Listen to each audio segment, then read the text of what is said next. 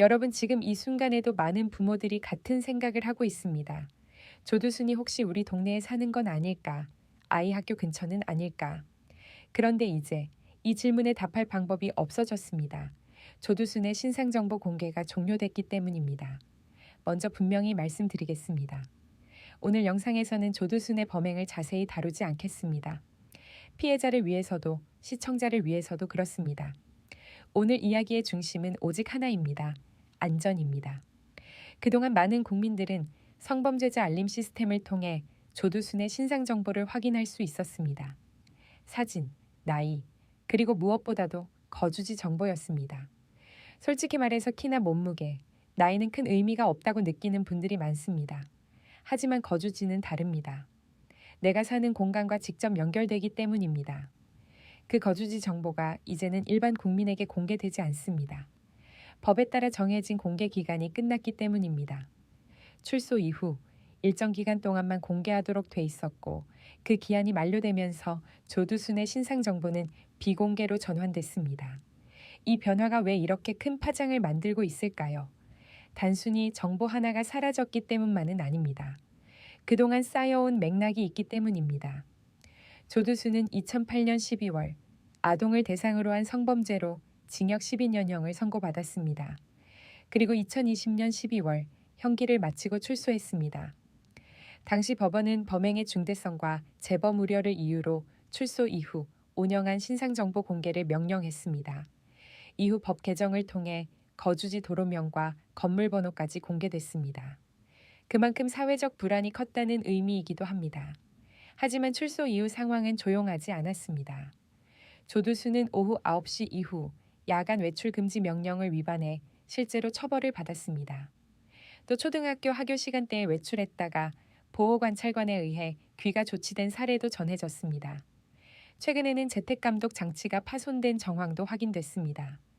이와 관련해 현재 재판이 진행 중인 상황입니다.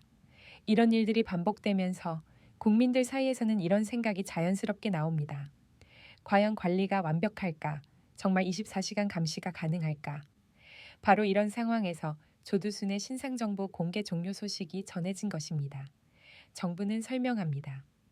공개만 종료됐을 뿐 신상정보 등록과 관리는 계속된다고 말합니다. 전담 인력을 통한 밀착 관리도 유지된다는 입장입니다. 이 말이 틀렸다고 단정할 수는 없습니다. 실제로 관리 제도는 존재합니다.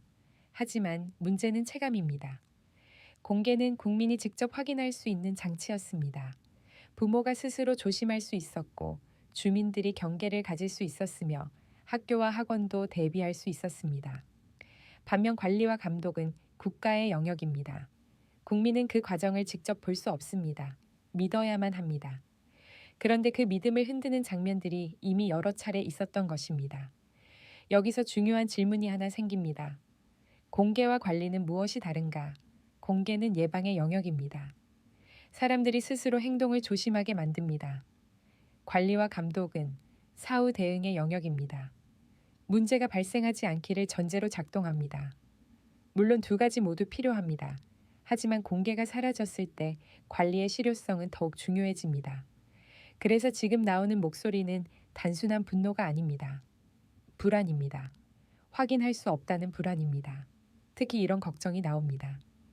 만약 조두순이 다른 지역으로 이동한다면 우리는 그 사실을 알 수 있을까?